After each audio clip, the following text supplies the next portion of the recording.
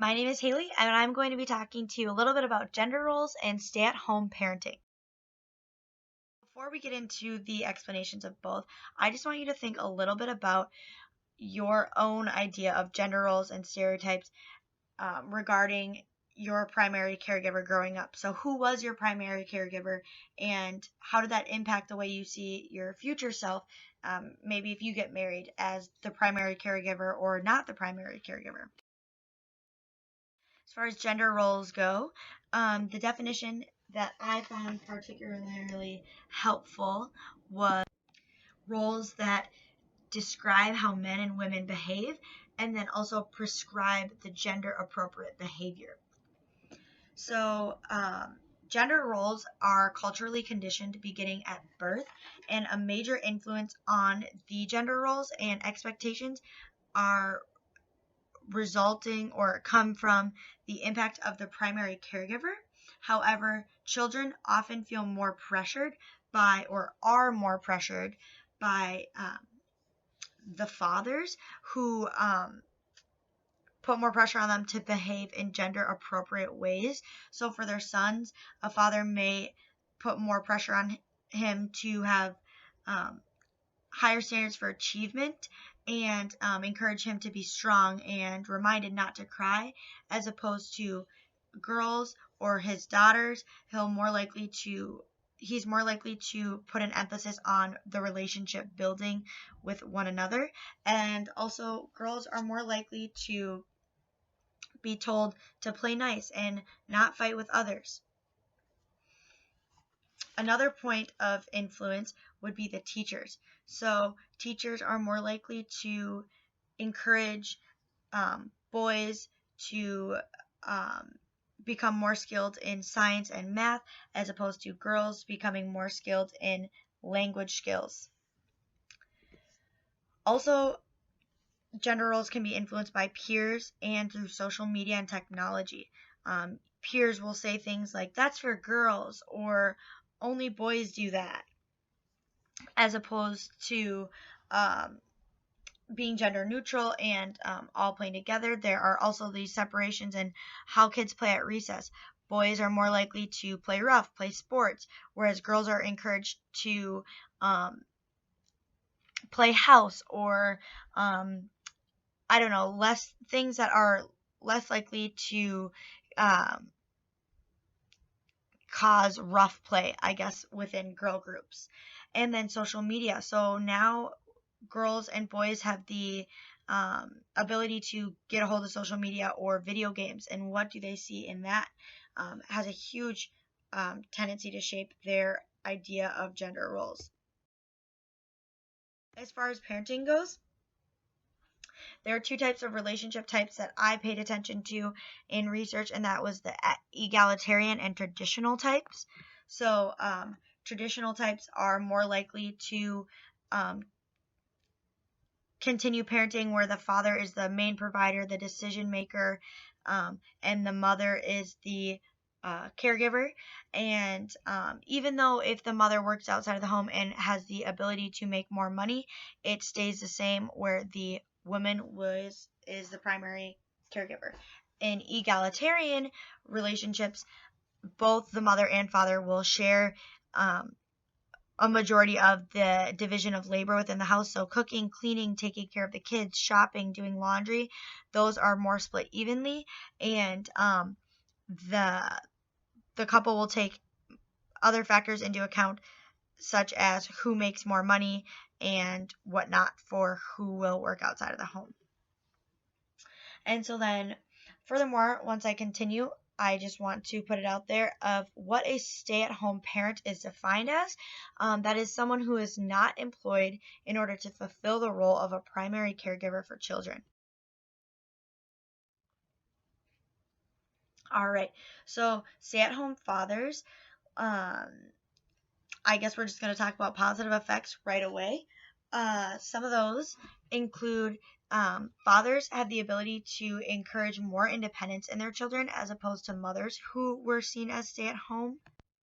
Also, this encourages fathers to be more nurturing, to develop closer emotional relationships with their children, and share joys and work of caregiving with their mother. So this becomes more of a team effort, and the father and the mother have shown to bond more in this. And there's been a show in higher marital satisfaction, higher sex satisfaction, and um, less irritability in the relationship, as well as this study found that actually fathers who felt encouraged by or supported by their wives to in the way that they were raising their kids and the way that they were caregiving actually um, influenced positively, um, had a positive influence on the way that the fathers continue to caregive and take care of the children. They wanted to, they desired to do that more.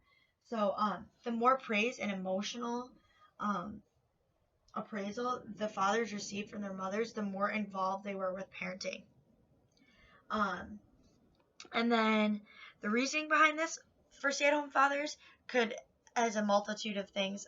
Specifically, at one point from 1976 to 1979, reported that 1% of men would state that they were at home by choice because they wanted to care for the children. So around that time, or still now, that could be a possibility that the father was ill, disabled, unable to work, so unemployed, or the mother just simply made more money. As opposed to recently, 22% of males reported that they chose to stay home to take care of the kids. Now, if we're looking at the breadwinning mother, I thought intensive mothering was an interesting term used to describe this ideology of the need for women to stay at home and expend a tremendous amount of time, energy, and money in raising their children. However, this term was seen to be more apparent or particularly strong for white and middle or upper middle class women. But then I think that this intensive mothering concept has an ability to become this internal feeling, or I guess gender expectation in women, to a point where they spend less time at work and more time trying to balance the roles out. So one study actually found an important theme that kind of distinguished a father breadwinner and a mother breadwinner. So there are these behavior differences in the sense that mothers had a strong commitment to and involvement with children, and that shaped their behavior at work. So they were working less, making less money, and doing more domestic work that had the potential to support this traditional gender divisions, and therefore would contribute more towards the doing gender side of things instead of this undoing gender side of things, which we'll get to in a second. And so again, yes, this leads to some conflicts within the own mother of trying to find a way to balance the two. This causes tensions. Other conflicts within this breadwinning mother would be from the mother herself experiencing feelings of guilt or jealousy as far as not being at home as much, not being able to raise the kids, and then seeing it in her own relationship with her husband, in the sense that her husband is getting closer with the kids and spending more time with them and taking over that role. And so this comparison conflict came in. Also, it is important to note that this other side of breadwinning mother over longer periods of time would start to feel resentment towards their husband, some due to the fact that they would question the husband's work ethic for not wanting to get a job. And so that can cause some conflict within the marriage. Getting into the part that kind of explains a little bit of both, doing gender and undoing gender, I think is super important in this gender role and primary caregiver expectations. As far as doing gender,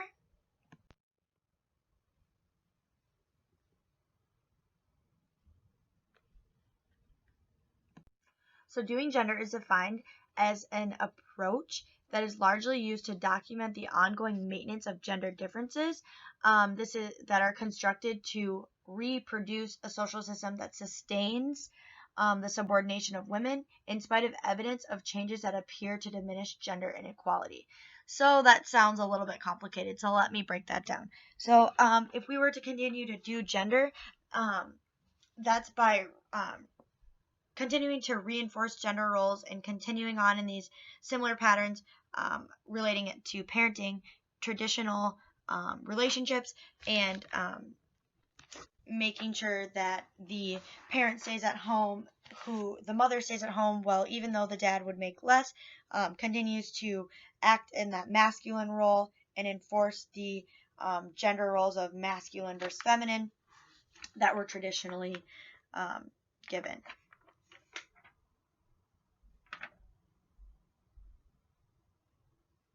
And then, so yeah, as I said earlier, if we were to continue engaging in activities and displays that are accepted by others as masculine or feminine. All right, and then for undoing gender, we're going to look at evidence changes. So as far as evidence goes, it is clear that many younger fathers are making a clear effort to undo this gender role, these gender expectations. So evidence has shown that younger fathers assign parenting far greater importance, and they perceive fatherhood as an integral part of their identity. This could include engaging in child nurturance and caregiving, while also placing a greater emphasis in maintaining social ties with extended family and the community. And then other research has also shown that increased involvement of fathers in the last 3 decades has been, as stated earlier, placed more of an emphasis on caregiving rather than reporting that they're just at home because they're unable to work or that the mother makes more money.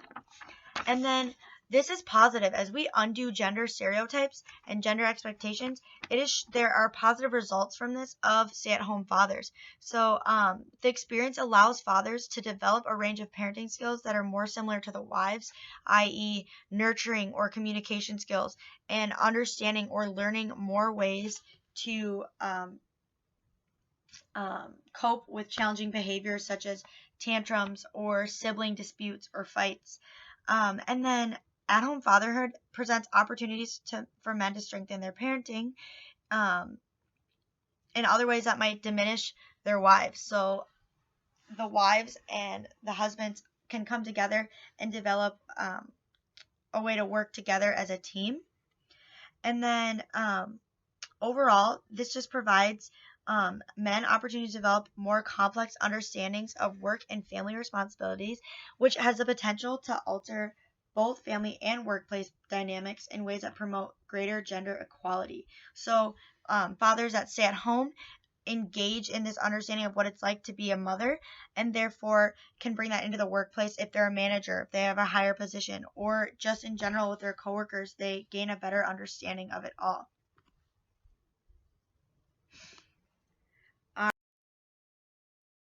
And so now, after we've talked a little bit about this, I just think it's so important. I would love for you to go home and just think about, how do you see gender roles play out in your own family, whether that be with your parents, with your grandparents, siblings who are married, or your own marriages. And after learning more about this, how does that change, or how does your perspective stay the same on whether or not it's important that there is an egalitarian relationship? Which one do you fall more towards? Thank you so much. Hopefully you learned a little bit more about stay-at-home parents, specifically fathers, and how gender roles impact that.